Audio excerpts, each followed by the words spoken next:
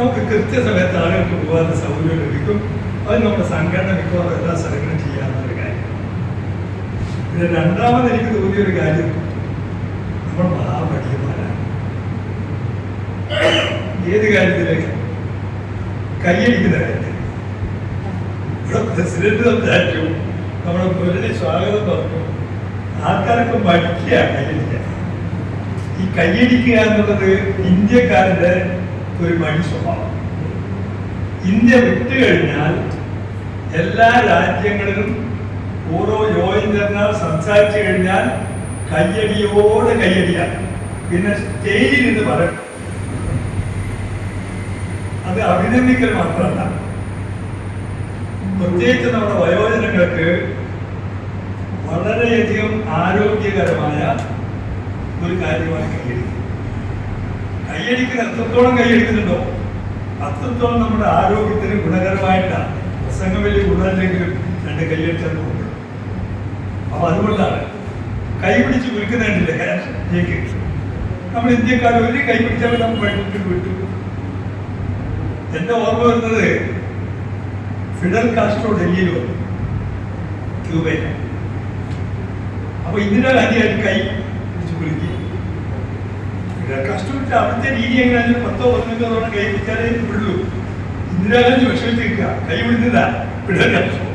അപ്പൊ അവിടെങ്ങളിലൊക്കെ സ്വഭാവം കൈ പിടിച്ച് വിളിക്കുന്നതായിട്ട് ഞാനും അതേപോലെ തന്നെ കൈയടിക്കുന്നതായതുകൊണ്ട് തന്നെ നല്ല രീതിയിൽ ഒരു വ്യായാമത്തിന്റെ വട്ടത്തിലേക്ക് പോകുന്നതാണ്.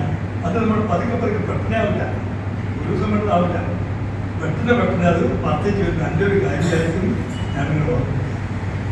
ഇന്നിപ്പോൾ നമ്മുടെ കുന്നമംഗലം മേഖലയുടെ വാർഷിക കൺവെൻഷൻ നിങ്ങൾക്കറിയാമല്ലോ. നമ്മുടെ സംഘടനയുടെ ഭരണഘടന പ്രകാരം 3 വർഷം കൂടുമ്പോൾ സമ്മേളനവും ഓരോ വർഷവും കൺവെൻഷനുമാണ്. അപ്പോൾ കഴിഞ്ഞ വർഷം കൺവെൻഷൻ കഴിഞ്ഞു, ഈ വർഷം കൺവെൻഷനുണ്ട്, അടുത്ത വർഷമാകുമ്പോഴേക്കും നമ്മൾ സമ്മേളനം. അപ്പോൾ വളരെ കൃത്യമായിട്ട് ഇവിടെ സ്വാഗത പ്രാസംഗികനും അധ്യക്ഷനൊക്കെ സൂചിപ്പിച്ച രീതിയിൽ കൃത്യമായിട്ട് സംഘടനാ പ്രവർത്തനം നടത്തുന്ന ഒരു സംഘടന എന്ന് പറയുന്നത്. ജാതി മത ഭേദ പ്രദേശത്തിന് ഒന്നും വ്യത്യാസമില്ലാതെ കണ്ട് 60 കഴിഞ്ഞ മുഴുവൻ ആളുകൾക്കും അംഗങ്ങളാവാനുള്ള ഒരു സംഘടന. എനിക്ക് എല്ലാ സ്ഥലങ്ങളിലും സംസാരിക്കാൻ വലിയ പേടിയാണ്. ഞാൻ സംസ്ഥാന പ്രസിഡന്റ് പറയുന്ന കാര്യമില്ല. ഓരോ കാര്യത്തെക്കുറിച്ച് പറയുമ്പോൾ ചില സ്ഥലങ്ങളിൽ ജഡ്ജിമാരുണ്ടാവും. നിയമത്തിനെ കുറിച്ചൊക്കെ പറയാൻ നോക്കിയാൽ ജഡ്ജിമാരെ വീണ്ടാകുന്നത് തെറ്റിപ്പോയ പ്രശ്നമാണ്. വിദ്യാഭ്യാസത്തിന്റെ കാര്യത്തിൽ പറയുമ്പോണ്ടാവും കോളേജ് പ്രിൻസിപ്പാൾമാർക്ക് അവിടെ ഇരിക്കേണ്ടാവും. നമ്മളെ വിവരമായി അവിടെ കാണിക്കാൻ പറ്റില്ല. ഏത് തൊഴിലിന്റെ അടിസ്ഥാനത്തിലും ആ തൊഴിലൊക്കെ തന്നെ ജോലി എടുത്തു വന്നിട്ടുള്ള മിടുക്കന്മാരായ കാർഷിക മേഖലയിലുള്ള ആളുകളാണ് നമ്മുടെ മുമ്പിലിരിക്കുന്നത്. അപ്പൊ നമ്മുടെ ഈ രാജ്യത്തിന്റെ എല്ലാ വിവര സാധ്യതകളും അറിയാവുന്ന, എല്ലാ മേഖലയിലും പ്രവർത്തിച്ച് കഴിവ് തെളിയിച്ചിട്ടുള്ള പൗരന്മാരായിട്ടുള്ള ആളുകളാണ് നമ്മുടെ കൂട്ടത്തിലുള്ളത്. അതുകൊണ്ട് നമ്മുടെ സംഘടനയ്ക്ക് മറ്റൊരു സംഘടനയ്ക്കും ഇല്ലാത്ത രീതിയിലുള്ള ഒരു പ്രാധാന്യമുണ്ട്. അതിന് വളരെയേറെ സമൂഹത്തിൽ അതിനെ സംബന്ധിച്ച ബഹുമാനമാണ്. നമുക്ക് ഒരുപാട് കാര്യങ്ങൾ സമൂഹത്തിന് വേണ്ടി ചെയ്യാനോ. അപ്പം അത്തരത്തിലുള്ള സംഘടനക്ക് കഴിഞ്ഞിട്ടില്ല. കൂടുതലായിട്ട് സ്ത്രീകളെ അണിനിരത്തി അവരെ സജീവമായ രംഗത്ത് കൊണ്ടുവരാൻ നടത്തുന്നത് ആദ്യമായിട്ടാണ്. ഐക്യരാഷ്ട്രസഭ വയോജനങ്ങൾക്ക് വലിയ പ്രാധാന്യം. 2ാം ലോക മഹായുദ്ധത്തിന് ശേഷം പ്രത്യേകിച്ചുമാണ് വയോജനങ്ങളുടെ പ്രാധാന്യം വർദ്ധിച്ചത്. കാരണം വികസിത രാജ്യങ്ങളിലെ ചെറുപ്പക്കാർ മുഴുവൻ 2ാം ലോക യുദ്ധത്തിന്റെ ഇടയിൽപ്പെട്ട് മരിച്ചു. അതല്ലെങ്കിൽ അംഗഭംഗം വന്നിട്ട് മറ്റും പ്രവർത്തിക്കാൻ പറ്റാപ്പോൾ സമൂഹത്തിൽ നിലനിർത്തിയത് വയോജനയാണ്. അപ്പോൾ അത്തരത്തിലൊരു സിറ്റുവേഷനിലാണ് നമ്മുടെ സംഘടന രൂപീകരിച്ചത്. അതിന് ജസ്റ്റിസ് കൃഷ്ണയടക്കമുള്ള ആളുകൾ അതിൻ്റെ സഹായം നൽകിയിട്ടുണ്ട്. ഇന്നത് കേരളത്തിലെ ഏറ്റവും വലിയ വയോജന സംഘടനയായിട്ട് മാറി. ഐക്യരാഷ്ട്രസഭ നേരത്തെ സൂചിപ്പിച്ച രീതിയിൽ 2021 മുതൽക്ക് 2030 വരെയുള്ള 10 വർഷങ്ങളെ നമ്മുടെ വർഷമായി മാറ്റി പിടിച്ചിരിക്കുകയാണ്. വയോജന ദശകം. മറ്റുള്ളവർക്കൊക്കെ കൊല്ലങ്ങളേ ഉള്ളൂ, ദിവസങ്ങളേ ഉള്ളൂ. നമുക്കൊരു 10 വർഷം തന്നെ വയോജന ദശകമായിട്ട് ഐക്യരാഷ്ട്രസഭ അംഗീകരിച്ചു വെച്ചിട്ടുണ്ട്. രണ്ട് പ്രധാനപ്പെട്ട ദിവസങ്ങള് വയോജനങ്ങൾക്കായിട്ട് ഐക്യരാഷ്ട്രസഭ തീരുമാനിച്ചത്. ഒന്ന് ഒക്ടോബർ 1 നിങ്ങൾക്ക് എല്ലാവർക്കും അറിയാം, വയോജന ദിനം, എൽഡേഴ്സ് ഡേ. അത് പ്രകാരം അന്ന് ലോകത്തെമ്പാടുമുള്ള രാജ്യങ്ങളിൽ ഔപചാരികമായും ഔദ്യോഗികമായും അതല്ലെങ്കിൽ സംഘടനാപരമായിട്ടുള്ള യോഗങ്ങൾ കൂടി വയോജനങ്ങളുടെ പ്രശ്നങ്ങളും അവരുടെ ആവശ്യങ്ങളും അത്തരത്തിലുള്ള കാര്യങ്ങളൊക്കെ ചർച്ച ചെയ്ത് ആഘോഷിക്കുകയാണ് വയോജന ദിനം ഒക്ടോബർ 1. നമ്മുടെ കേരളത്തിലും നല്ല രീതിയിൽ സർക്കാർ മുൻകൈയെടുത്തും നമ്മുടെ സംഘടന മുൻകൈയെടുത്തും അതാണ്.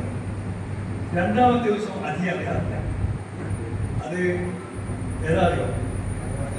ജൂൺ 15. ജൂൺ 15 എന്ന് പറഞ്ഞാൽ വയോജന പീഡന വിരുദ്ധ ബോധവൽക്കരണ ദിനം.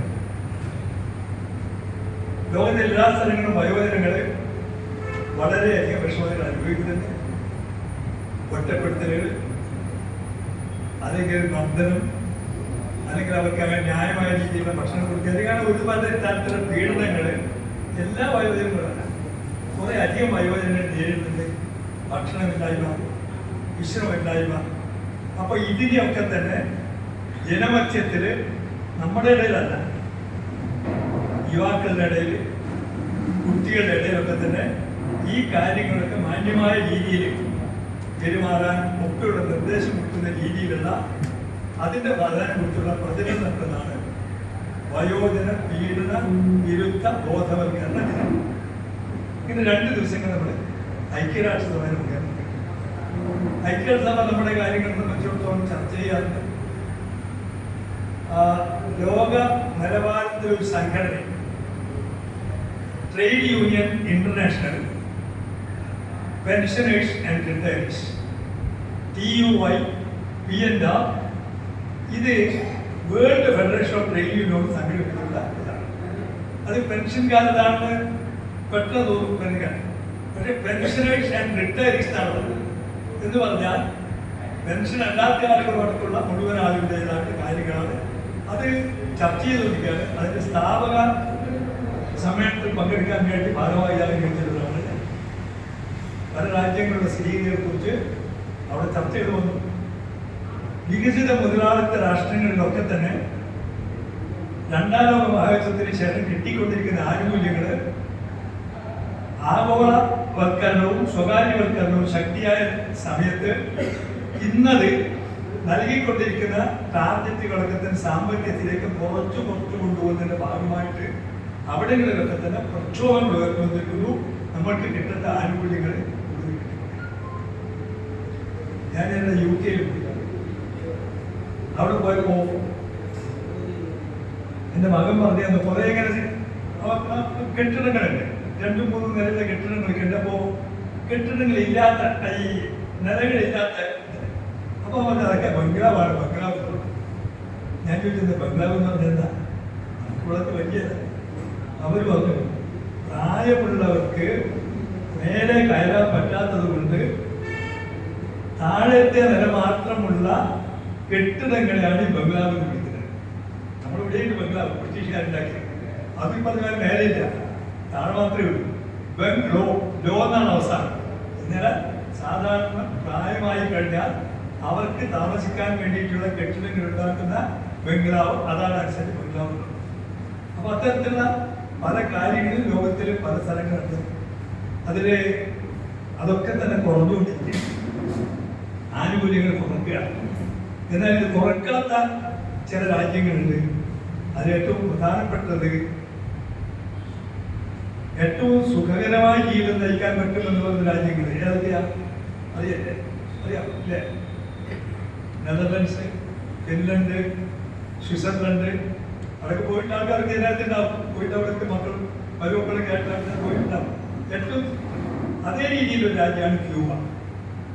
അവിടെ വയോജനങ്ങൾക്ക് ഏറ്റവും അധികം പ്രാധാന്യം കൊടുത്തുകൊണ്ട് വയോജനങ്ങൾക്ക് പ്രത്യേകമായിട്ടൊരു ആശുപത്രി, വയോജനങ്ങൾക്ക് പ്രത്യേകമായിട്ട് യൂണിവേഴ്സിറ്റി തലത്തിൽ പഠിക്കാനുള്ള സൗകര്യങ്ങൾ, അവരുടെ പ്രശ്നങ്ങൾ ഏറ്റവും കാര്യമായിട്ട് പരിഹരിക്കാൻ ഗവൺമെന്റ് തന്നെ മുൻകൈയെടുത്തുകൊണ്ടിരിക്കും. ഇത് അവിടെയുള്ള പ്രത്യേകത പറഞ്ഞു കഴിയുമ്പോൾ ആ രീതിയിൽ നമ്മുടെ കേരളത്തിലുമൊക്കെ വളർത്തിക്കൊണ്ടുവന്നുള്ള ആശയങ്ങളും അഭിപ്രായങ്ങളും ഒക്കെ നമ്മൾ സംസ്ഥാന ഗവൺമെന്റിന്റെ മുമ്പിലായിട്ട് പല കാര്യങ്ങളായിട്ട് വെച്ചിട്ടുണ്ട്. അപ്പോൾ ലോകത്തിലുള്ള സ്ഥിതി ഇതാണ്, ഇന്ത്യയിലെ സ്ഥിതി എന്താണ്? ഇന്ത്യയിലെ സ്ഥിതി എടുത്താൽ വളരെ അപകടമാണ്. നമ്മളെല്ലാവരും ഒരുപാട് യാത്ര ചെയ്തിട്ടില്ലേ? പല സ്ഥലങ്ങളിലും പോയിട്ടുണ്ട്. നിങ്ങൾ കാശിയിൽ പോയിട്ടുണ്ട്, കാശി വിശ്വനാഥ ക്ഷേത്രത്തിൽ. അജ്മീർ ദർഗയിൽ പോയിട്ടുണ്ടോ? മുസ്ലിങ്ങളുടെ ഏറ്റവും പ്രധാനപ്പെട്ട. അതേപോലെ തന്നെ ഡൽഹിയിലെ ഗുരുദ്വാരയിൽ പോയിട്ടുണ്ടോ? അവിടെ അല്ലെങ്കിൽ ഡൽഹിയിലെ നിസാമുദ്ദീനിലെ ദർഗയിൽ പോയിട്ടുണ്ടോ? പോയിട്ടുള്ളവർ ഒരു കാഴ്ച കണ്ടിട്ടില്ല.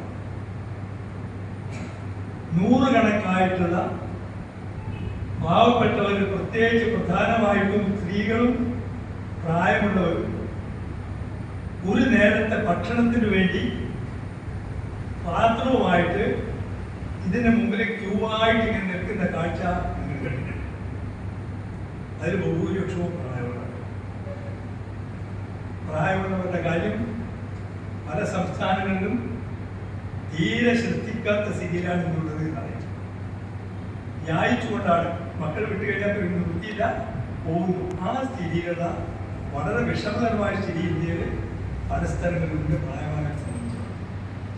സംസ്ഥാന ഗവൺമെന്റ് തെരഞ്ഞെടുപ്പ് സമയത്ത് നമുക്കൊരു വാഗ്ദത്തം നൽകിയിട്ടുണ്ട്. ഈ ഗവൺമെന്റ് അവസാനിക്കുന്നതിന് മുമ്പ് 2500 രൂപയായിട്ട് ഉയർത്തും. അത് ഉയർത്തുന്ന ആവശ്യപ്പെട്ടുകൊണ്ടിരിക്കുകയാണ്. സംസ്ഥാന ഗവൺമെന്റ് സാമ്പത്തികമായിട്ടുള്ള സ്ഥിതിയെക്കുറിച്ച് നമുക്ക് വളരെ വ്യക്തമായ ബോധമുണ്ട്. കേന്ദ്ര ഗവൺമെന്റിന് എടുക്കേണ്ട കാശുകളൊന്നും കിട്ടുന്നില്ല. ഇവിടെ മുണ്ടക്കൈ ചൂടുവരയ്ക്ക് വേണ്ടിയിട്ട് പ്രധാനമന്ത്രിയൊക്കെ വന്ന് നോക്കി കൊച്ചു കുട്ടികളൊക്കെ എടുത്ത് ഉമ്മ വെച്ചതൊക്കെ പോയി. നമ്മൾ വിചാരിച്ച് പുറത്തേണ്ട കാശ് കിട്ടുന്ന ഒരു നയാ പൈസ കിട്ടിയില്ല.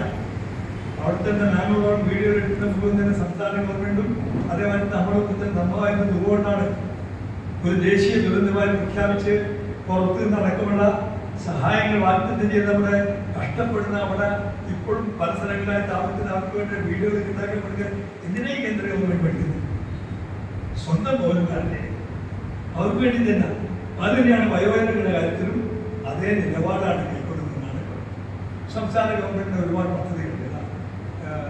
ശ്രീ KKC സംസ്ഥാന കമ്മിറ്റിയുടെ കിട്ടിയിട്ടുള്ള ഒരു പുസ്തകമാക്കി ഈ സംസ്ഥാന ഗവൺമെന്റിന്റെ ആനുകൂല്യങ്ങളൊക്കെ തന്നെ ഇവിടെ കൊടുത്തില്ലേ?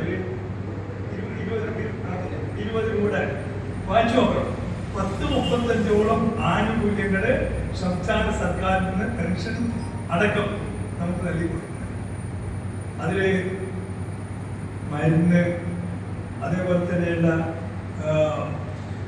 വീട്ടുകൾ പരിപാലിക്കലുള്ള സുരക്ഷ, സംരക്ഷണം, കേന്ദ്ര ഗവൺമെന്റ് 2007 നിയമം അനുസരിച്ച് സ്വത്തിനൊക്കെയുള്ള കാര്യങ്ങൾ, അതിലേക്കൊന്നും ഞാൻ പോകുന്നില്ല. ആ കാര്യങ്ങളൊക്കെ ഉൾപ്പെടുത്തിക്കൊണ്ടുള്ള ഇതിൻ്റെ അത് നമ്മളെല്ലാവരും വായിച്ചു നോക്കിക്കഴിഞ്ഞാൽ നമ്മുടെ സംഘടന മുൻകൈയെടുത്ത് നടത്തിയ പരമായിട്ട് ഏതൊക്കെ കാര്യങ്ങൾ കിട്ടിയതാണ്. ഇന്ന് പത്രത്തിൽ ഒരു വിവരമുണ്ട്. അതിന് കോഴിക്കോട് കോർപ്പറേഷൻ്റെ കുണ്ടു പറമ്പില് ഒരു പകൽ വീട്. പകൽ വീട് പകൽ പോകുന്ന ആൾക്കാരില്ലേ ഇവിടെ? ഇല്ലേ? രാവിലെ പോവാം, രാവിലെ അങ്ങനെ പോവാം. അവിടെ പോയിട്ട് പ്രഭാത ഭക്ഷണമൊക്കെ കഴിക്കാം. അത് കഴിഞ്ഞ് ഉച്ചയ്ക്ക് ഭക്ഷണം, വൈകുന്നേരത്തേക്ക് ഭക്ഷണം, ഞങ്ങൾ പോയപ്പോൾ പായസം കിട്ടി. അപ്പോൾ അങ്ങനെയുള്ള എല്ലാ കാര്യങ്ങളും ചെയ്തിട്ട് നല്ല രീതിയിൽ 65ഓളം സ്ഥിരമായിട്ടാണ് 100ഓളം ആളുകൾ ഇവിടെ ഉണ്ട്. അവിടെ കളിക്കാനുണ്ട്, അതേപോലെ തന്നെ എഴുതാൻ പറ്റും. അവിടുത്തെ നമുക്ക് പല കാര്യങ്ങളുണ്ട്. അതിപ്പോൾ സംസ്ഥാന ഗവൺമെന്റ് സായം പ്രഭാ ഹോമാക്കി ഉയർത്തി എന്ന് പറഞ്ഞാൽ കുറേ കൂടി മെച്ചപ്പെട്ടിട്ട് വയോജനങ്ങൾക്ക് പകൽ സമയത്തൊക്കെ ഒന്ന് കളിക്കാനുള്ള സംവിധാനം എത്രയോ സ്ഥലങ്ങൾ എല്ലാ ജില്ലകളിലുണ്ട്. കോഴിക്കോട് ജില്ലയിൽ 4 സായം പ്രഭാ ഹോമം ആദ്യ പഞ്ചായത്തിൽ 6 അപ്പോൾ ഇതൊക്കെ തന്നെ സംസ്ഥാന സർക്കാർ നൽകിക്കൊണ്ടിരിക്കുന്ന ആനുകൂല്യത്തിന്റെ അടിസ്ഥാനത്തിലുള്ള കാര്യങ്ങളാണ്. മരുന്നിന്റെ കാര്യം ഇതൊക്കെ തന്നെ നമ്മുടെ കോഴിക്കോടാണെങ്കിൽ വയോജന സൗഹൃദ നഗരമായിട്ട് പ്രഖ്യാപിക്കപ്പെട്ടിരിക്കുകയാണ്. 2 കേരളത്തിലുള്ളത്. ഒന്ന് കോഴിക്കോടും, രണ്ടാമത്തത് എറണാകുളം. അപ്പോൾ വയോജനങ്ങൾക്ക് കേരളത്തിൽ ഒരു പ്രാധാന്യം നൽകിയിട്ടുണ്ട്. നമ്മൾ ആവശ്യപ്പെട്ടുകൊണ്ടിരിക്കുന്ന വളരെ കാലമായിട്ട് ആവശ്യപ്പെട്ടിരുന്ന ഒരു കാര്യമുണ്ടായിരുന്നു. ഇവിടെ ബാലാവകാശ കമ്മീഷൻ, വനിതാ കമ്മീഷനുണ്ട്, യുവജന കമ്മീഷനുണ്ട്. നമുക്ക് മാത്രമില്ല. വയോജനങ്ങൾക്ക് ഏറ്റവും കൂടുതൽ ആവശ്യമുള്ള നമുക്കൊരു കമ്മീഷനില്ല. ഇത് കുറച്ചു കൊല്ലമായി നമ്മൾ പറഞ്ഞുകൊണ്ടിരിക്കും. കഴിഞ്ഞ കൊല്ലം അത് ഗവൺമെന്റ് അത് അംഗീകരിച്ച് തീരുമാനമാക്കി അത് അസംബ്ലി പാസ്സാക്കി. നമ്മൾ വിചാരിക്കുന്നത് ചുരുങ്ങിയ സമയത്തിനുള്ളിൽ ഈ വയോജന കമ്മീഷൻ രൂപീകരിക്കും എന്നുള്ളതാണ്, അത് നിയമിക്കുന്നതാണ്. അങ്ങനെ വന്നാൽ ആ വയോജന കമ്മീഷൻ നേരിട്ട് തന്നെ ഒരു സബ് ജുഡീഷ്യൽ ആയിട്ടുള്ളതാണ്. അതിൽ അത്തരത്തെ പരാതികളൊക്കെ നേരിട്ട് കൈകാര്യം ചെയ്യാനും പരിഹരിക്കാനും കഴിയുന്ന ഒരു കമ്മിറ്റി ആയിട്ട് അത് മാറും. അത്തരത്തിൽ കമ്മിറ്റി അപ്പോൾ ഈ മാതിരി സംസ്ഥാന ഗവൺമെന്റ് ഒട്ടേറെ കാര്യങ്ങൾ ചെയ്യുന്നുണ്ട്. അതുകൊണ്ട് പൂർണ്ണമായി എന്നല്ല, നമ്മുടെ ശ്രദ്ധയിലില്ല. 5% തദ്ദേശ സ്വയംഭരണ സ്ഥാപനങ്ങളിലൊക്കെ ബഡ്ജറ്റിന്റെ 5% വയോജനമില്ല. പല സ്ഥലങ്ങളിൽ ചെലവാക്കുന്നില്ല. അത് ചെലവാക്കിയിരുന്നോ നമ്മുടെ സംഘടന നോക്കണം. നമ്മുടെ ആവശ്യപ്രകാരം അതിപ്പോ പുതിയ വയോജന നയത്തിൽ അത് 10% ഉയർത്തിയിട്ടുണ്ട്. നമ്മുടെ ആവശ്യപ്രകാരമാണ് 10% ഉയർത്തിയിട്ട് അത് ഗവൺമെന്റ് തീരുമാനിക്കും. വയോജനത്തിന്റെ കരടിലാണ് നമ്മൾ പറഞ്ഞതിന്റെ അടിസ്ഥാനത്തിൽ. സംസ്ഥാന ബഡ്ജറ്റിന്റെ 5% വയോജനങ്ങൾക്കായി നീക്കി വെക്കുന്ന വയോജനത്തിന്റെ കരടില് നമ്മൾ ആവശ്യപ്പെട്ട കാര്യമാണ്. അത് അംഗീകരിക്കാൻ പോകുന്നുള്ളൂ. ആഗസ്റ്റ് 30 മുമ്പായിട്ട് എല്ലാ ആളുകളോടും അഭിപ്രായങ്ങൾ ചോദിച്ചിട്ട് അഭിപ്രായങ്ങളെ കണ്ടെത്തി ഗവൺമെന്റ് തീരുമാനിക്കും. അപ്പോൾ വയോജന നയം, കമ്മീഷൻ, ഇനി എന്താ നമ്മുടെ പ്രധാനപ്പെട്ട ആവശ്യം? ഒരു വയോജന വകുപ്പ് വേണം. കാരണം ഇന്ന് സാമൂഹിക സുരക്ഷാ വകുപ്പിന്റെ അടിസ്ഥാനത്തിൽ നമ്മുടെ ശുപാർശകളൊക്കെ ഗവൺമെന്റ് പോയാൽ അത് ധനകാര്യ വകുപ്പിന് പോകണം, മറ്റൊരു വകുപ്പിന് പോകണം. എല്ലാ വകുപ്പും പോയിട്ട് അവസാനം തള്ളി നിർത്തും. ഒരു പ്രത്യേക വകുപ്പ് നമുക്കായി മാറ്റിക്കഴിഞ്ഞാൽ ചെലവുണ്ടാവും ഗവൺമെന്റ്. അത് വളരെ എളുപ്പത്തിൽ നമ്മുടെ ആനുകൂല്യങ്ങളൊക്കെ തന്നെ തീരുമാനമെടുക്കാൻ കഴിയുന്ന രീതിയിൽ കൊണ്ടുപോകും. ഇപ്പൊ തന്നെ വയോജന കൗൺസിലുണ്ട്, സംസ്ഥാനത്തിനുണ്ട്, ജില്ലയിൽ 3 മാസം കൂടുമ്പോൾ കൂടും. നമ്മളതിനെക്കുറിച്ച് ചർച്ച ചെയ്യാറുണ്ട്. മന്ത്രി വളരെ നല്ല രീതിയിലാണ് അതിനോട്. പക്ഷെ ഈ സർക്കാരിൻ്റെ ഈ ഇതിൻ്റെ രീതി അതുപ്രകാരം പല കാര്യങ്ങളും പെട്ടെന്ന് കിട്ടാൻ വലിയൊരു വിഷമം. അതൊരു വകുപ്പ് കിട്ടിക്കഴിഞ്ഞാൽ അതിൻ്റെ അടിസ്ഥാനത്തിൽ മാറ്റിയെടുക്കാൻ. അപ്പോൾ ഇത്തരത്തിലുള്ള പ്രശ്നങ്ങൾ, ഒരുപാട് പ്രശ്നങ്ങൾ നമ്മുടെ മുന്നിലുണ്ട്. ആ പ്രശ്നങ്ങളൊക്കെ എഴുതിക്കാൻ സ്ത്രീകളെ സംബന്ധിച്ചിടത്തോളം പ്രശ്നങ്ങൾ പ്രത്യേകിച്ച് സ്ത്രീകൾ, ഞാൻ ആദ്യം സൂചിപ്പിച്ചു. വയോജനങ്ങളിൽ കേരളത്തിൽ 60% സ്ത്രീകൾ വിധവരാണ്. പുരുഷന്മാർ 10% വിവാഹിതർ. ഇതിന്റെ കാരണം നമുക്ക് എല്ലാവർക്കും അറിയാൻ പറയുന്നുണ്ട്. വയസ്സ് കുറച്ച് വ്യത്യാസം ഉണ്ടാവും. ഭാര്യ ഭർത്താവ് അതൊക്കെയാണ് 18, 19, 20 വയസ്സൊക്കെ വ്യത്യാസം ഉണ്ടാവും. ഇപ്പൊ അതൊക്കെ ചുരുക്കി വരുന്നുണ്ട്. എന്നാലും വയസ്സിലൊരു വ്യത്യാസം. പിന്നെ സ്ത്രീകൾക്ക് കേരളത്തിൽ 1000 കൂടും. 4 വയസ്സ്, 79 വയസ്സ് സ്ത്രീകൾക്ക്, പുരുഷന്മാർക്ക് 75, 76 ഒക്കെ ഉണ്ട്. അതിന്റെ ഭാഗമായിട്ടാണ് ഇവർക്ക്. അപ്പൊ അവരുടെ പ്രശ്നങ്ങൾ പ്രത്യേകമായിട്ട് പഠിച്ച് മനസ്സിലാക്കി വേണം. പുരുഷന്മാർ പിന്നെ തുറന്നു അവരുടെ വിഷയം, സ്ത്രീകളുടെ വിഷയം പറയാം. മക്കളെ ആക്രമിച്ചാലും പീഡിപ്പിച്ചാലും ഭക്ഷണം തന്നില്ലെങ്കിലും ഒന്നുമില്ല. അവരെന്താ, ഞാൻ 10 മാസം എൻ്റെ വയറ്റിൽ ചുവന്ന് ഒരു 2-3 കൊല്ലക്കാലം മുലയൂട്ടി വളർത്തിക്കൊള്ളുന്ന മോനല്ലേ, അവനെൻ്റെ എൻ്റെ രക്തത്തെ അവനെതിരായിട്ട് ഞാൻ എങ്ങനെയാണ് പറയാം? അവന് വിഷമുണ്ടാക്കി ഇങ്ങനെ പറയും. അറിയാനും കൂടെ നമുക്കൊരു ജീവിതമുണ്ട്. നമുക്കൊരു ജീവിതത്തിൽ നമ്മുടെ സായാഹ്ന കാലത്ത് നല്ല രീതിയിൽ ജീവിക്കണമെന്ന് ആഗ്രഹമുണ്ടെങ്കിൽ നമുക്ക് പറയേണ്ട കാര്യങ്ങൾ സത്യസന്ധമായി പറയേണ്ടി വരും. അതിന് നിയമ പൗരന്മാരുടെയും സംരക്ഷണ സുരക്ഷാ നിയമപ്രകാരം ആ സ്വത്ത് കാര്യങ്ങൾ നമ്മൾ പറയാവുന്ന മക്കളെ വലുതാകുമ്പോൾ അച്ഛനമ്മയ്ക്കൊക്കെ എന്താ ഞങ്ങളുടെ കൂടെ അല്ലേ ഈ സ്വത്തൊക്കെ കൊണ്ട് എഴുതുന്നു ചോദിക്കും. നമ്മൾ വളരെ ദൗര്യത്തോടെ എഴുതി കൊടുക്കും. എന്തിനാ എഴുതി കൊടുക്കാൻ നമ്മൾ എഴുതി കൊടുക്കും. കുറച്ച് കഴിഞ്ഞാൽ സ്ഥിതി മാറും. നമ്മുടെ ദേവികേർത്തിയുണ്ട്, വനിതാ കമ്മീഷന്റെ അംഗത്തെ ദേവികേർത്തി പറയാത്തൊരു കാര്യം. പണ്ടൊക്കെ അച്ഛ അമ്മയെന്നൊക്കെ സ്നേഹത്തിൽ വിളിക്കും. ഈ സ്വത്തൊക്കെ എടുക്കുന്ന തന്നേ തന്നേന്നൊക്കെ വിധം. അപ്പൊ അങ്ങനെ മാറിക്കഴിഞ്ഞാൽ നമുക്ക് ഭക്ഷണം കിട്ടാണ്ടാവും, മുറി കിട്ടാണ്ടാവും. അതെല്ലാം വരുമ്പോൾ നമ്മൾ സംരക്ഷണം നടത്തുന്നില്ലെങ്കിൽ നമുക്ക് കോടതിയിലേക്കൊന്നും പോകണ്ട. റവന്യൂ ഇൻസ്പെക്ടറോ കളക്ടർക്കോ എഴുതി പരാതി കൊടുത്തു കഴിഞ്ഞാൽ അവരത് അന്വേഷിച്ച് 90 ദിവസത്തിനകത്ത് നിങ്ങൾക്ക് ഇത് തിരിച്ചു തരാനുള്ള സംവിധാനം വളരെ ശക്തമായ നിയമമാണ്. ആ നിയമം വന്നു കഴിഞ്ഞാൽ പല മക്കൾ പറയോ ഞങ്ങൾ നോക്കിപ്പോകാം, ഒരുപാട് നേരം ഒത്തുതീർപ്പാകുന്നുണ്ട്. ഇത് സ്വത്ത് പോകുന്ന വേണ്ടുമ്പോൾ മക്കൾ സ്നേഹത്തോട് വന്ന് ഞങ്ങൾ അച്ഛനമ്മയെ മക്കള ഒത്തുതീർപ്പായിട്ട് ഇല്ലെങ്കിൽ അത് തിരിച്ചു കിട്ടുകയും അതിൻ്റെ നിയമമുണ്ട്. അതേമാതിരി തന്നെയുള്ള സ്വത്ത് ഉണ്ടെങ്കിൽ വരുമാനമില്ല, ഒറ്റയ്ക്കേ ഉള്ളൂ, അച്ഛനും അമ്മയേ ഉള്ളൂ, അല്ലെങ്കിൽ അച്ഛനെ അല്ലെങ്കിൽ അമ്മ ഒറ്റയ്ക്കേ ഉള്ളൂ, വരുമാനമൊന്നുമില്ല. അങ്ങനെയാണെങ്കിൽ ഈ സ്വത്ത് ബാങ്കിൽ, പൊതുമേഖലാ ബാങ്കിൽ കൊടുത്തു കഴിഞ്ഞാൽ മോർഗേജ്, റിവേഴ്സ് മോർഗേജ് അത് കൊടുത്തു കഴിഞ്ഞാൽ 10,000 രൂപ വരെ മാസത്തിൽ തരാനുള്ള സ്വത്തിൻ്റെ അടിസ്ഥാനത്തിൽ വകുപ്പുണ്ട്. മരണപ്പെട്ട് കഴിഞ്ഞാൽ അത് ബന്ധുക്കൾക്ക് ആ പൈസയും അതിൻ്റെ പലിശയും ബന്ധുക്കളാണെന്നുള്ള തെളിവും ഒക്കെ കൊടുത്തു കഴിഞ്ഞാൽ ആ സ്വത്ത് നമുക്ക് അതുവരെ നമുക്ക് ഈ പണം കൊണ്ട് ജീവിക്കാനാണ്. ഇങ്ങനെ പല നിയമങ്ങളിലായിരുന്നു. ഇത് നമുക്കറിയില്ല. ഇതിനെ കുറിച്ചൊക്കെ ശില്പശാലകൾ നടത്തി ഇവിടെ 2-3 മിനിറ്റോ 10-15 മിനിറ്റോ പറയാവുന്ന കാര്യങ്ങളാണ് നടത്തി. അതിൻ്റെ അടിസ്ഥാനത്തിൽ എല്ലാ ആളുകളെയും ബോധവാക്കാൻ പറ്റുന്ന ഉത്തരവാദിത്വം ഗവൺമെന്റ് നൽകുന്ന ആനുകൂല്യങ്ങളെ നടപ്പിലാക്കി കിട്ടാൻ നമ്മുടെ സംഘടന ഇഞ്ചിഞ്ചായിട്ട് ഉയരേണ്ടി വരും. ഇപ്പൊ ഒരു വിഷമം വന്നിട്ടുണ്ട്. ഇപ്പൊ നമ്മുടെ ഈ പരാതികൾക്ക് പരിഹരിക്കുന്ന ഡ്രൈവുള്ള പണ്ട് നമ്മുടെ സംഘടനയുടെ ആളുകളായിരുന്നു മുഴുവൻ. വക്കീലന്മാര് പാടില്ലാത്ത നിയമമുണ്ടായിരുന്നു. വക്കീലന്മാർ വക്കീൽമാർക്കെതിരെ പറയണ്ട. അപ്പോ അത് പ്രകാരം ഇതിനെതിരായിട്ട് കോടതിയിൽ പോയിട്ട് വക്കീലന്മാരെ ഉൾപ്പെടുത്തണം എന്ന് പറഞ്ഞു. ഇപ്പോഴത്തെ സ്ഥിതി പറഞ്ഞാൽ തിരുവനന്തപുരത്ത് ട്രൈബ്യൂണലുണ്ട്. 11 പേര് വേണ്ടതിൽ 10 പേര് വക്കീൽമാരൊക്കെ എന്താ സംഭവിക്കുന്ന പറഞ്ഞാൽ ഈ കോടതിമാരായി മാറി ഇത് നീണ്ടു അപ്പൊ അതുപോലെ നമ്മുടെ സംഘടന ഇതുമായിട്ട് ബന്ധപ്പെട്ട് പ്രവർത്തിക്കുന്ന ആളുകൾ തന്നെ വേണമെന്നുള്ളതാണ് നമ്മളെ സംബന്ധിച്ചിടത്തോളം നിർബന്ധം. ഇനി സ്വത്തിന്റെ കാര്യത്തിൽ പണ്ട് വിഷമമുണ്ടായിരുന്നില്ല. നിങ്ങൾ എങ്ങനെ എഴുതി കൊടുത്തു കഴിഞ്ഞാലും തിരിച്ചു കിട്ടാൻ. ഇപ്പൊ പുസ്തകത്തിൽ ഒരു കാര്യം കൂടി എഴുതണം എന്ന് ഒരു കോടതി വിധി വന്നിട്ടുണ്ട്.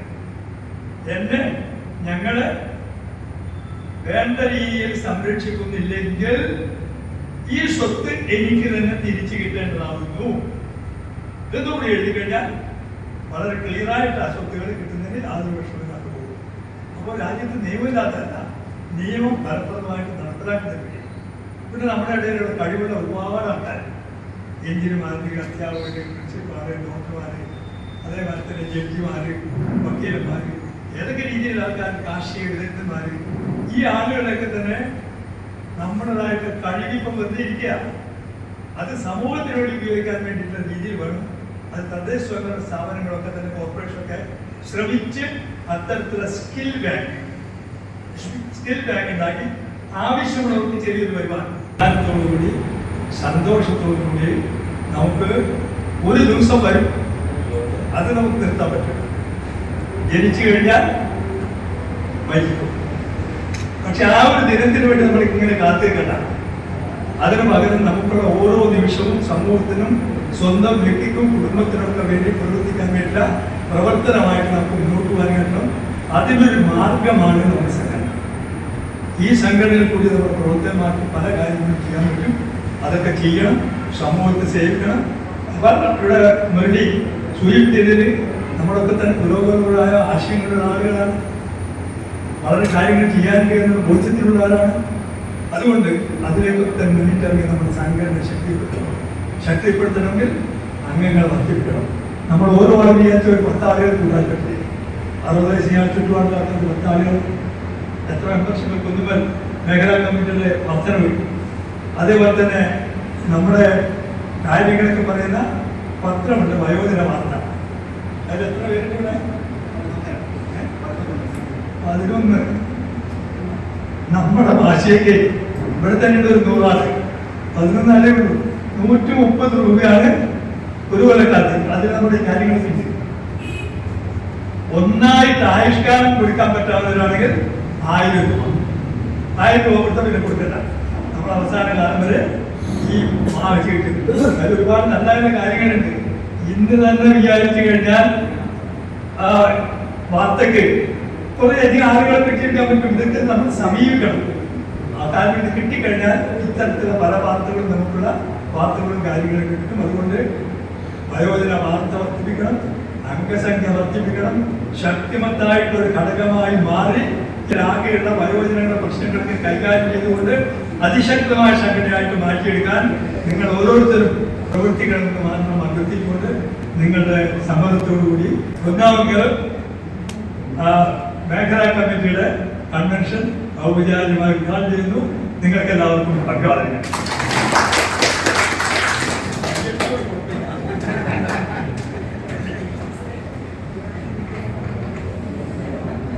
സംഘടനാ റിപ്പോർട്ടാണ്. സംഘടനാ റിപ്പോർട്ട് അവതരിപ്പിക്കുന്നതിന് വേണ്ടി KKC പിള്ള സംഘടനയുടെ ജില്ലാ സെക്രട്ടറിയാണ്. കഴിയാത്ത കുടുംബങ്ങളുണ്ടാവും. അതാണ് ബഹുഭൂരിപക്ഷം. അതാണ് വരുന്നത്. കേരളത്തിലെ കണക്ക് പറഞ്ഞല്ലോ, 45-നും 50 ലക്ഷത്തിനിടയ്ക്കാണ് ഈ 60 വയസ്സിന് മേലെ. അതിൽ എത്ര ലക്ഷം ഉണ്ടാവും? ഇങ്ങനെ കാര്യമായ വരുമാനമുള്ളവരോ വളരെ കുറച്ചെടുക്കും. ബാക്കിയുള്ള അസംഘടിത മേഖലയിലെ ഈ പാവങ്ങളെയാണ് നമ്മൾ സംഘടിപ്പിച്ചെടുക്കുന്നത്. അവരെ നമ്മൾ സംഘടിപ്പിച്ചെടുക്കുന്ന എന്തിനാണ്? നമുക്കൊരു കാശുള്ള ആളുകൾക്ക് അവർക്കൊരു ലക്ഷ്യമുണ്ട്. അവർക്കത് അനുഭവിക്കാൻ കഴിയുന്നത്, അത് നിലനിർത്താൻ കഴിയുന്നത് തൊട്ടയൽവക്കത്തും അവിടെ വീട്ടിലും പുകയുന്നുണ്ട്, അവർ ഭക്ഷണം പാകം ചെയ്യുന്നുണ്ട് എന്ന് ഉറപ്പുവരുത്തിയെങ്കിൽ മാത്രമേ അത് സാധിക്കുകയുള്ളൂ. അതിനാവശ്യമായിട്ടുള്ള അതുകൊണ്ടാണ് ഈ വിഭാഗത്തിൽ കഷ്ടത അനുഭവിക്കുന്നവരെ, കിടപ്പ് രോഗികള്, അവരെ പരിചരിക്കാനുള്ള സംവിധാനങ്ങളും ഈ ഡിപ്പാർട്ട്മെന്റ് സർക്കാർ അതിന് അങ്ങനെ പരിചരിക്കാൻ പോകുന്നവരെ ഒരു മാസത്തിൽ 600 രൂപ അവർക്ക് സഹായധനം കൊടുക്കുന്നു. അവർക്കല്ല അവരെ പരിചരിക്കുന്നു. അങ്ങനെ സംവിധാനം അതിനോട് ചെയ്യുന്നുണ്ട്. അങ്ങനെ നിരവധി സൗകര്യങ്ങൾ ഈ സർക്കാർ ചെയ്യുന്നു. അങ്ങനെ ഓരോന്നും ചെയ്തു പോകുമ്പോൾ നമ്മൾ ആൾക്കാരെ സംഘടിപ്പിക്കണം എന്ന് പറയുമ്പോൾ നമ്മളൊന്ന് കണക്കാക്കേണ്ടത്, നമ്മൾ അത്യാവശ്യം പൈസക്ക് വരുമാനമുള്ളവർ മാത്രം സംഘടിപ്പിച്ചാൽ പോരാ, മറ്റുള്ളവരെയും അത് സംഘടിച്ചെടുക്കണം എന്ന് പറയുമ്പോൾ കുന്നമംഗലം മണ്ഡലത്തിൽ മേഖലയിൽ നമ്മൾ എത്ര വയോജനങ്ങളുണ്ട് എന്നൊരു കണക്ക് നമ്മളുണ്ടാക്കണം. എങ്ങനെ കണക്കുണ്ടാക്കാം? നമ്മുടെ പഞ്ചായത്തിൽ ഇതിനൊരു സംവിധാനമുണ്ട്. പഞ്ചായത്തിൽ ഇതിനെക്കുറിച്ച് കണക്കെടുക്കണമെന്ന് ഇപ്പോൾ കണക്കെടുക്കാൻ ആരംഭിച്ചിട്ടുണ്ട്. കൂടെ ചേർത്താൽ നിങ്ങൾക്ക് ഒരു 15 പേരെങ്കിലും അയക്കണം. അതിനുള്ള പണിയെടുക്കണം. അതിനുള്ള പണിയെടുത്തുകൊണ്ട് മുന്നോട്ട് പോവുക. നമ്മൾ ഇടുന്ന ടാർഗറ്റ് അനുസരിച്ച് മുന്നോട്ട് പോവുക. നിങ്ങൾക്കുള്ള പ്രയാസങ്ങൾ എന്തൊക്കെയാണ് അതിന് ചർച്ച ചെയ്യുക, പറയുക. നമ്മൾ പറയുന്ന പ്രശ്നം മാത്രം കേട്ട് പോകാതിരിക്കുക. നിങ്ങൾക്ക് പറയാനുള്ളൂ ചോദിക്കാനുള്ളൂ ചോദിക്കുകയും ചെയ്യുക. അതിന് പരിഹാരമോ മറുപടിയോ കിട്ടുമോ എന്നുള്ളത് നിങ്ങൾ ശ്രദ്ധിക്കുക. ആ രീതിയിൽ സംഘടനയിൽ ഏർപ്പെടുത്തി മുന്നോട്ട് പോകണമെന്നും എല്ലാവിധത്തിലും സംഘടനയെ ശക്തിപ്പെടുത്തി നമ്മുടെ ഈ മേഖലയിൽ, ഈ കുന്നമംഗലം മേഖലയിൽ നമ്മൾ ഏറ്റവും പ്രധാനപ്പെട്ട സംഘടിതമായ ശക്തിയാണ് എന്നുള്ള രൂപത്തിലേക്ക് ഉയർന്നു വരണമെന്ന് പറഞ്ഞുകൊണ്ട് ഞാൻ എൻ്റെ ഈ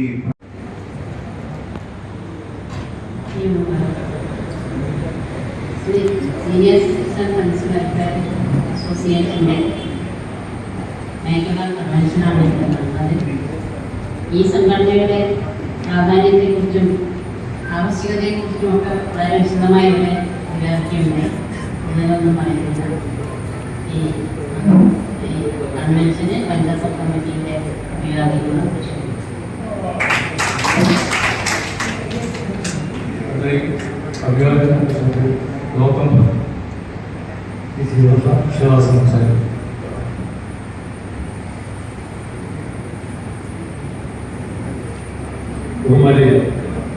ഈ യോഗത്തിൽ പങ്കെടുത്ത മുഴുവൻ ആളുകളെയും അഭിനന്ദിക്കുകയാണ്.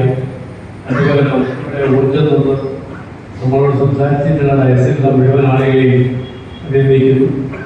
അതുപോലെ ഒരു നല്ല രീതിയിലുള്ള സംഘടനാ റിപ്പോർട്ട് കുട്ടികളും വളരെ നല്ല രീതിയിൽ അവതരിപ്പിച്ചു. സംഘടന എങ്ങനെയായിരിക്കണം എന്നുള്ളതിന് മാതൃകാ രൂപത്തിലാണ് അദ്ദേഹത്തിൻ്റെ വരവ് ഇപ്പോഴും അതുപോലെ തന്നെ പ്രവർത്തന റിപ്പോർട്ടുകളും ഒക്കെ തന്നെ വളരെ മാതൃകാപരമായി നമുക്ക് സ്വീകരിക്കാവുന്നതാണ്.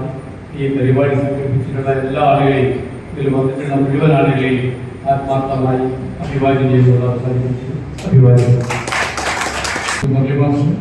അവിടെ സംസാരിക്കും.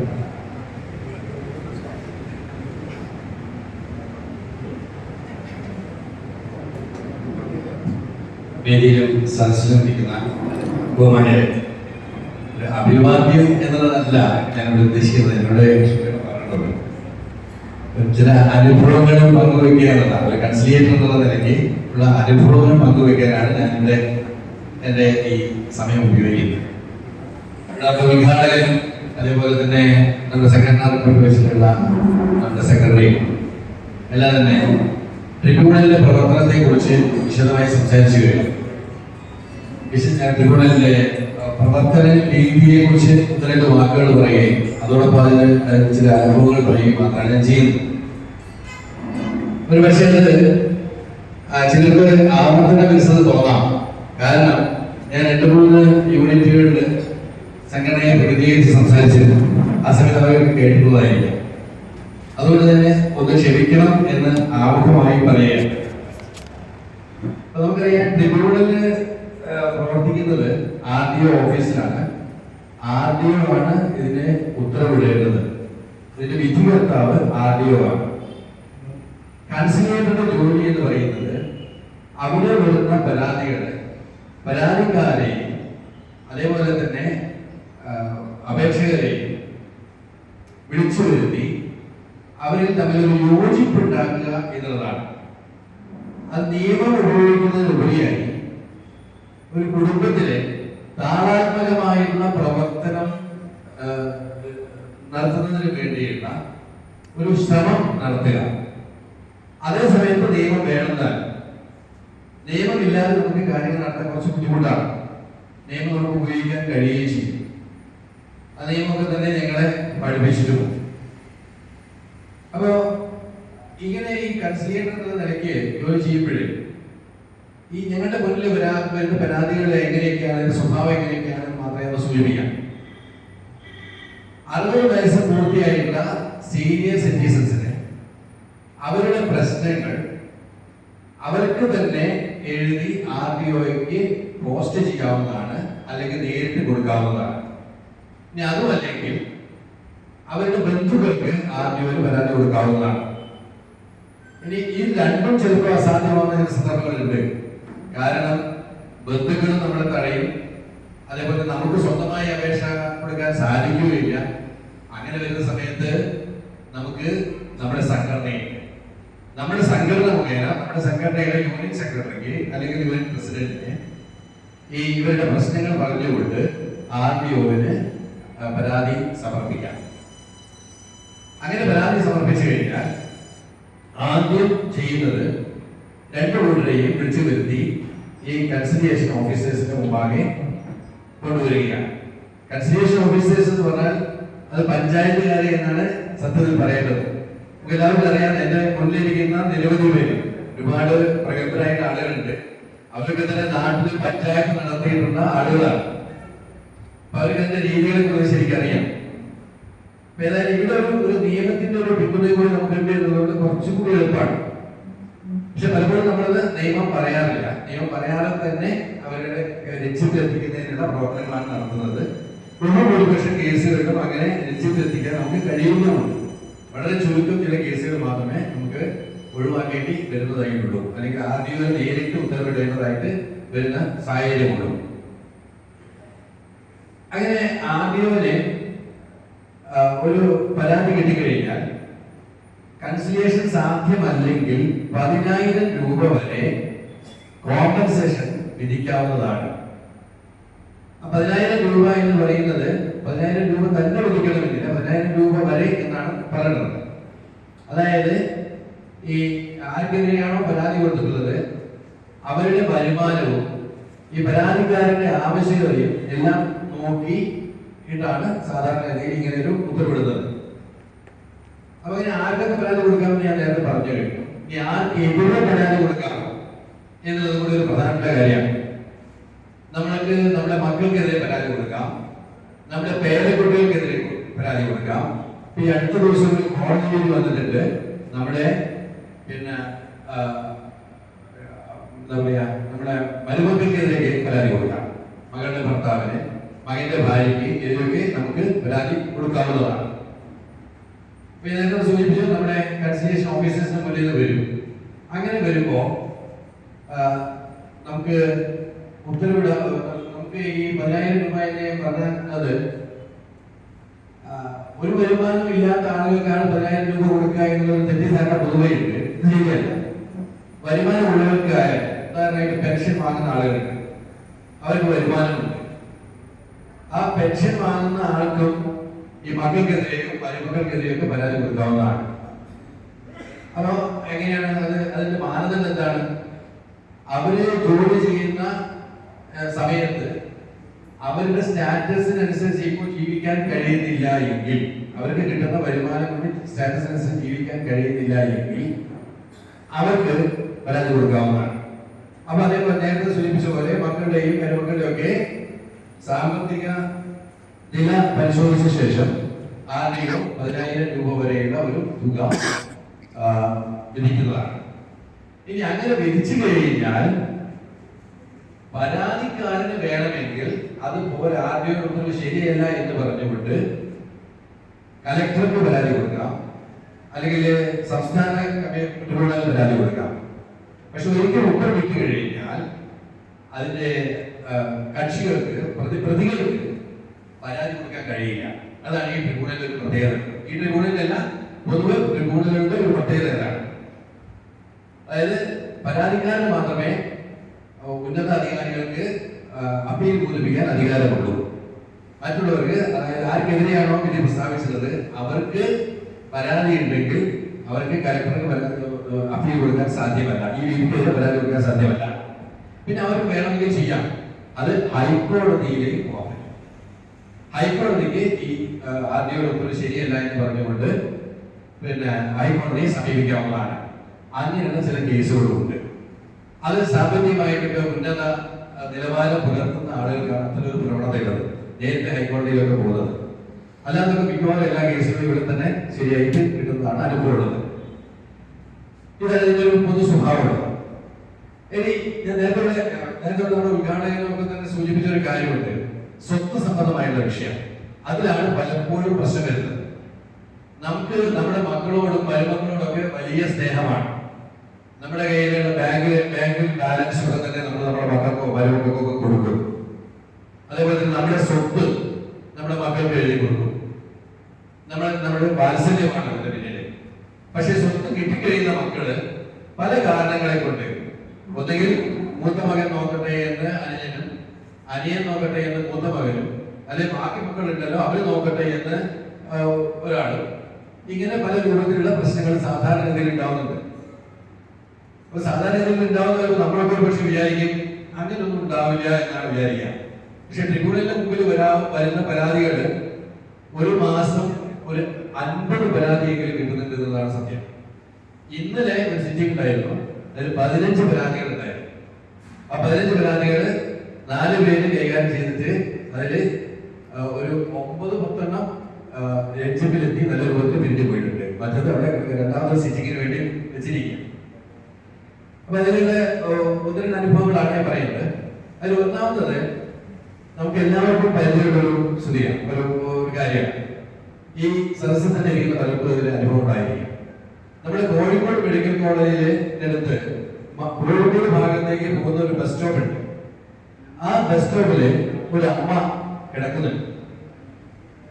ആ അമ്മ 2-3 ദിവസം അവിടെ കിടക്കുമ്പോഴേ രാത്രി കിടക്കാൻ പകലല്ല, അവിടുത്തെ ഓട്ടോ തൊഴിലാളികളും വോട്ടർമാരൊക്കെ ചേർന്ന് ഇവരുടെ വിവരങ്ങൾ അന്വേഷിച്ച സമയത്ത് പറയുന്ന കാര്യങ്ങൾ വളരെ രസകരമാണ്. ഇവർക്ക് 1 കോടി രൂപ അവരുടെ ബാങ്ക് ബാലൻസ് ഉണ്ടായിരുന്നു. അവരുടെ ഭർത്താവ് മരിക്കുമ്പോൾ അതിനുള്ള അവർക്ക് കൊടുത്ത് അവരെയാണ് നോമിനേറ്റ് വെച്ചിരിക്കുന്നത്, അവരുടെ കയ്യിലാണ് ഉള്ളത്. പക്ഷേ ഇവർക്ക് 7 വർഷമുണ്ട്. ഈ 1 കോടി രൂപ ഈ അമ്മ എന്ത് ചെയ്യുന്നത് അറിയോ? 4 മക്കളുണ്ട്, 4 ആൺമക്കളാണ്.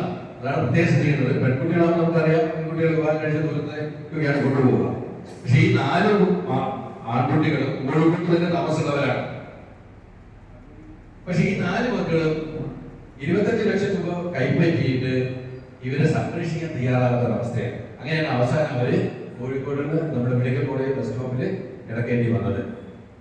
അങ്ങനെ ഈ തൊഴിലാളികളെല്ലാവരും തന്നെ ഇടപെട്ടിട്ട് ഇത് കേസാക്കി ആർഡിഒയുടെ മുന്നിൽ കൊണ്ടുവന്നു. പക്ഷെ അവിടെ ആർഡിഒക്ക് ഒന്നും ചെയ്യാൻ കഴിഞ്ഞില്ല. കാരണം ഇവർ പൈസ കൊടുക്കുന്ന സമയത്ത് നേരത്തെ സൂചിപ്പിച്ചതുപോലെ അവരെ നോക്കിക്കൊള്ളാം എന്നുള്ള ഒരു ക്ലോസ് അതിൽ വെച്ചിട്ടില്ല. അതുകൊണ്ടൊന്നും ചെയ്യാൻ കഴിയാത്ത സ്ഥിതിയാണ് ഉണ്ടായിരുന്നത്. പക്ഷെ അവര് ഗവൺമെന്റ് ഏറ്റെടുത്ത് അവരെ സംരക്ഷിച്ചു വരികയാണ് ഇപ്പൊ ചെയ്യുന്നത്.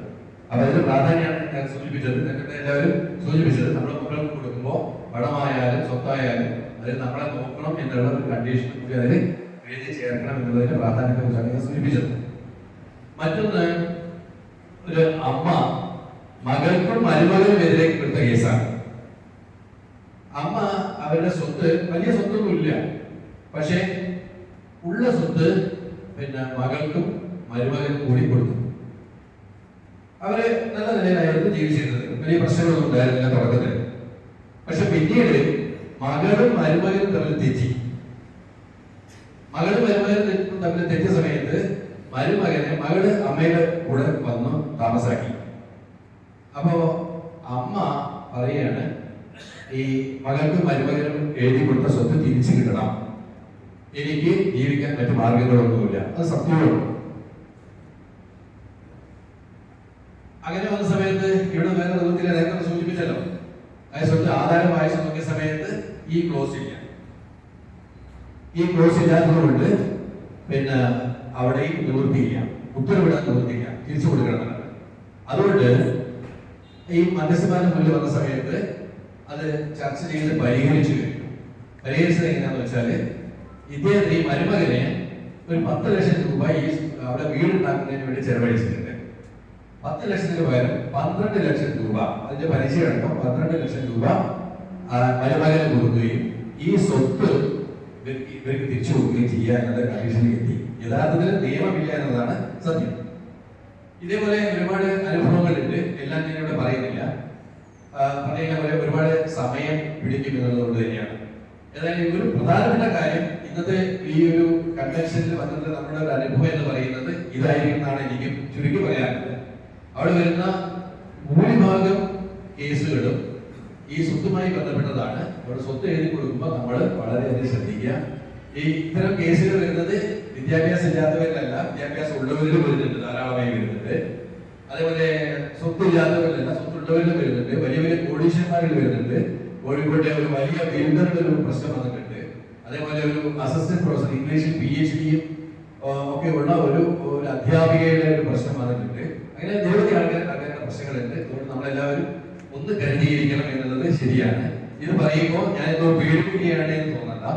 നമുക്ക് നമ്മുടെ കുടുംബത്തെ വളരെ ജനാധിപത്യപരമായും അതേമാതിരി തുല്യതയുടെ അടിസ്ഥാനത്തിലും കൊണ്ടുപോകാൻ നമുക്ക് കഴിഞ്ഞിട്ടുണ്ടെങ്കിൽ, അങ്ങനെ ഒരു താളാത്മകമായിട്ടുള്ള പ്രവർത്തനം നമുക്ക് കുടുംബത്തിൽ കൊണ്ടുപോകാൻ കഴിഞ്ഞിട്ടുണ്ടെങ്കിൽ, നമ്മൾ മാത്രം വിചാരിച്ചാൽ പോരാന്നൊക്കെ ശരിയാണ്.